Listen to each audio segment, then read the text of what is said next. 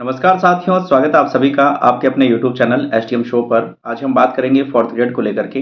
हाल ही में वर्तमान में सोशल मीडिया प्लेटफॉर्म पर फोर्थ ग्रेड को लेकर के काफ़ी चर्चाएं हैं, क्योंकि हाल ही में इसका रिजल्ट आने वाला है और बहुत सारे ऐसे अभ्यर्थी हैं जो चाहते हैं कि फोर्थ ग्रेड में कहीं ना कहीं हमारा फाइनल रूप से सिलेक्शन हो जाए और हम एक सरकारी नौकरी को प्राप्त कर लें, ताकि हमारे जीवन में स्थायित्व आ जाए और फिर उसके बाद और बड़े प्रयास किए जा सकते हैं। तो निश्चित तौर पर राजस्थान के अंदर ये जो वैकेंसी है, ये बहुत बड़ी वैकेंसी है। 53,749 पोस्टों के ऊपर ये वैकेंसी संपन्न हो रही है, जिसमें टीएसपी के अंदर लगभग 47,000 पोस्टें हैं, नॉन टीएसपी के अंदर लगभग 5,500 के आसपास पोस्टें हैं। ठीक है दोस्तों, लेकिन इस वैकेंसी के अंदर अभी एक नया मोड़ आया है कि अभी जो हाल ही में कुछ क्वेश्चंस के ऊपर बोर्ड के द्वारा आपत्तियां ली गई थी, और अब इन आपत्तियों को लेकर के ये चर्चा है कि कुछ न कुछ क्वेश्चंस डिलीट होंगे और कुछ न कुछ क्वेश्चंस को जो है रद्द किया जाएगा। तो इससे इन क्वेश्चंस के डिलीट होने से या फिर रद्द किए जाने से क्या प्रभाव पड़ने वाला है कट ऑफ के ऊपर, इसको लेकर के हम बात करते हैं। सबसे पहले दोस्तों, अगर किसी भी शिफ्ट के अंदर पेपर अगर डिलीट क्वेश्चन अगर डिलीट होते हैं, तो निश्चित तौर पर 2 से 3 क्वेश्चन से ज़्यादा डिलीट होने के कोई भी चांसेस नहीं है। ये हमारे जो बोर्ड अध्यक्ष हैं आलोक राज जी, उन्होंने भी ये क्लियर कर दिया है कि निश्चित तौर पर जो क्वेश्चंस हैं वो या तो 2 या फिर 3, इससे ज़्यादा मैक्सिमम क्वेश्चन डिलीट नहीं होने वाले हैं। अब देखिए, कोई भी क्वेश्चन डिलीट होता है तो उसका क्या प्रभाव पड़ता है? उसका प्रभाव ये पड़ता है कि सभी जो क्वेश्चन डिलीट हुए हैं वो समान रूप से उस क्वेश्चन के जितने मार्क्स हैं वो सभी अभ्यर्थियों के क्वेश्चंस के मार्क्स बढ़ जाएँगे। और जब ऐसा होता है तो निश्चित तौर पर कहीं न कहीं एवरेज मार्क्स के अंदर बढ़ोतरी देखने को मिलती है और नॉर्मलाइज़ेशन के ऊपर उसका इफ़ेक्ट पड़ता है। क्योंकि जो एवरेज मार्क्स अगर ज़्यादा हो जाएँगे तो निश्चित तौर पर जो है फिर कट ऑफ के भी हाई होने के चांसेस ज़्यादा होंगे। और अगर वो एवरेज मार्क्स ज़्यादा होंगे तो नॉर्मलाइज़ेशन के बाद जिस शिफ्ट के नॉर्मलाइज़ेशन के बाद एवरेज मार्क्स ज़्यादा हो गए, उनके मार्क्स भी कम होने के चांसेस रहते हैं। तो ये इफ़ेक्ट पड़ने वाला है हमारे जो भी क्वेश्चन्स डिलीट होंगे उसका। अभी हाल ही में कोई स्पष्ट जानकारी नहीं है कि कितने क्वेश्चन डिलीट होंगे और कितने क्वेश्चन डिलीट नहीं होंगे, लेकिन जल्द ही ये आपके सामने डाटा आने वाला है और इसकी वजह से जो है 1 से 1.5 नंबर का जो है फ़र्क पड़ने वाला है कट ऑफ के ऊपर। ये निश्चित तौर पर फ़र्क पड़ेगा। अब हम दूसरी बात करते हैं नॉर्मलाइज़ेशन का।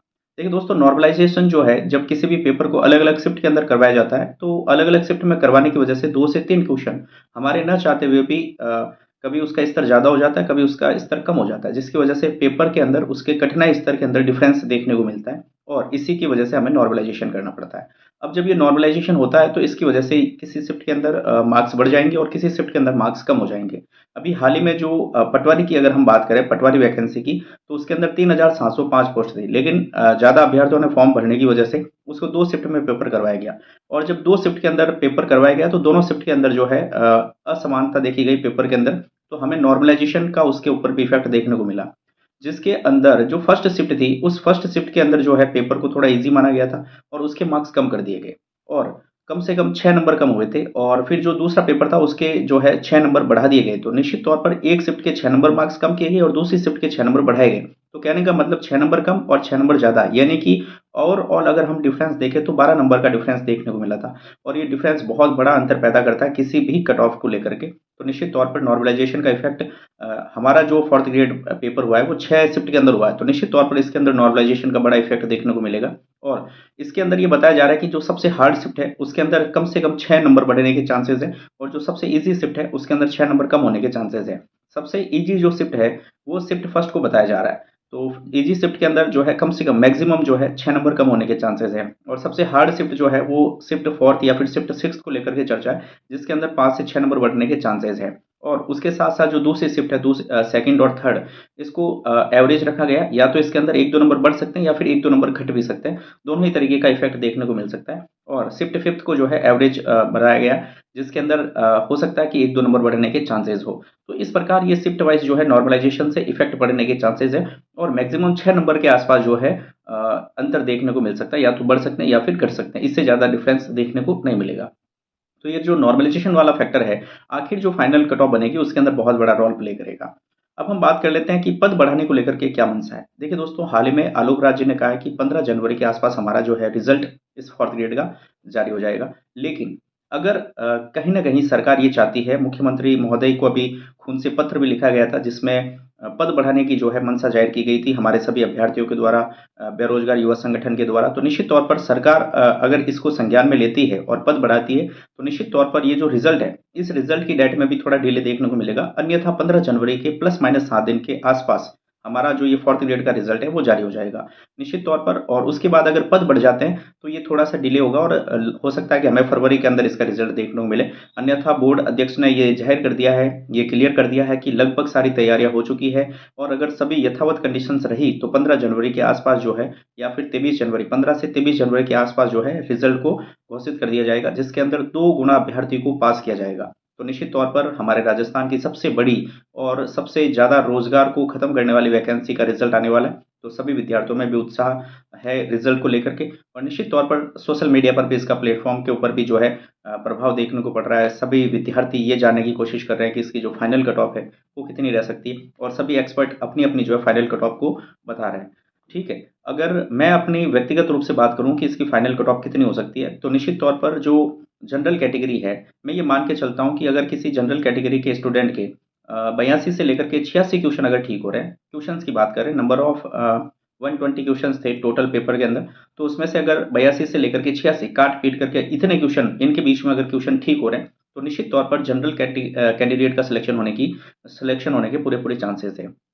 उसके बाद अगर मैं ओबीसी कैंडिडेट की बात करता हूँ, तो अगर 80 से लेकर के 83 क्वेश्चन के बीच में अगर जनरल कैंडिडेट के सही क्वेश्चन हो रहे हैं, तो निश्चित तौर पर जो ओबीसी कैंडिडेट है, उस ओबीसी कैंडिडेट के सिलेक्शन होने के पूरे-पूरे चांसेस हैं। उसके बाद अगर मैं एससी कैटेगरी की बात करता हूँ, तो 76 से लेकर के अगर 80 क्वेश्चन के बीच में एससी कैटेगरी का कोई भी कैंडिडेट है और उसके 76 से 80 क्वेश्चन ठीक हो रहे हैं, तो निश्चित तौर पर उसके फाइनल सिलेक्शन जो है होने के पूरे-पूरे चांसेस हैं। और उसके बाद अगर मैं एसटी कैटेगरी की बात करता हूँ, तो 72 से लेकर के 76 क्वेश्चन के बीच में अगर उसके ठीक हो रहे हैं, तो निश्चित तौर पर जो है उसका फाइनल सिलेक्शन होने के पूरे-पूरे चांसेस हैं। और अंत में मैं बात करता हूँ ईडब्ल्यूएस कैटेगरी की। अगर ईडब्ल्यूएस कैटेगरी से कोई भी अभ्यर्थी है, सबसे पहले मैं बता दूँ कि सबसे कम जो कॉम्पिटिशन है, वो ईडब्ल्यूएस कैटेगरी में। लगभग इसके अंदर सवा 2 लाख अभ्यर्थियों ने फॉर्म भरे हैं। अगर सबसे कम फॉर्म की बात करूँ, तो सबसे कम फॉर्म जनरल के अंदर भरे गए, जो कि 1,41,000 के आस-पास फॉर्म है। लेकिन जनरल के अंदर हर एक कैंडिडेट फाइट कर सकता है। चाहे ओबीसी का हो, चाहे एसटी का हो, चाहे किसी भी कैटेगरी का कैंडिडेट हो, वो जनरल के लिए फाइट कर सकता है। लेकिन ईडब्ल्यूएस कैटेगरी के अंदर 10% रिज़र्व है और उसके अंदर सिर्फ़ और सिर्फ़ ईडब्ल्यूएस के कैंडिडेट ही फाइट करते हैं। तो उसके लिए जो है कट ऑफ इस बार बहुत कम देखने को मिलने के चांसेस है, क्योंकि लगभग सवा 2 लाख के आस-पास 2,33,000 के आस-पास फॉर्म भरे गए हैं। तो निश्चित तौर पर ईडब्ल्यूएस की जो कट ऑफ है, वो कम रहने के चांसेस है। और सबसे ज़्यादा हाई कट ऑफ जो है वो ओबीसी की रहने वाली है जनरल के जस्ट बाद, क्योंकि लगभग 10 लाख फॉर्म जो है ओबीसी के भरे गए हैं। तो निश्चित तौर पर ओबीसी के अभ्यर्थियों के अंदर कॉम्पिटिशन बहुत ज़्यादा है और ओबीसी के जो अभ्यर्थी है वो जनरल की भी बहुत सारी सीट को रिज़र्व सीट को लेने वाले हैं। तो निश्चित तौर पर ओबीसी की जो कट ऑफ है वो टक्कर देने वाली है जनरल की कट ऑफ को। और दूसरी बात ये है कि जो ईडब्ल्यूएस की कट ऑफ को लेकर के हम बात कर रहे थे, तो ईडब्ल्यूएस की जो कट ऑफ है वो निश्चित तौर पर कम से कम 78 से लेकर के 81 क्वेश्चन के आसपास इसके बीच में जो है अगर अभ्यर्थी के क्वेश्चंस ठीक हो रहे हैं जो ईडब्ल्यूएस कैटेगरी से, तो निश्चित तौर पर उसका जो है फाइनल सिलेक्शन होने के पूरे-पूरे चांसेस हैं। ये दोस्तों एक अनुमानित कट ऑफ है, हो सकता है कि आप मेरे साथ सहमत हो सकते हैं या फिर नहीं भी हो, लेकिन ये अनुमानित कट ऑफ है। बहुत सारे एक्सपर्ट्स की मैंने वीडियो देखी जो यूट्यूब के ऊपर है, उनको कट ऑफ को एनालिसिस किया और उसके बाद मैंने व्यक्तिगत रूप से एक डिसाइड लिया कि हो सकता है मेरे अनुमान के मुताबिक ये कट ऑफ हो सकती है। तो निश्चित तौर पर आप मेरे से सहमत भी हो सकते हो और असहमत भी हो सकते हैं। और किसी भी तरीके की आपको क्वेरी है, कुछ जानना हो, तो निश्चित तौर पर आप कमेंट कर सकते हैं और उसका रिप्लाई ज़रूर दिया जाएगा। अगर आपको ये वीडियो ठीक लगा हो, अच्छा लगा हो, तो इसको लाइक ज़रूर करें और हमारे चैनल को सब्सक्राइब ज़रूर करें। इससे हमें मोटिवेशन मिलता है और आपके सामने इसी तरीके के इन्फॉर्मेटिव वीडियो बनाने की मोटिवेशन मिलती है और हम आपके सामने प्रस्तुत होते हैं। तो निश्चित तौर पर ये वीडियो आपके लिए हेल्पफुल रहा होगा। आज के इस वीडियो को यहीं समाप्त करते हैं। मिलते हैं नेक्स्ट वीडियो में। थैंक यू, धन्यवाद।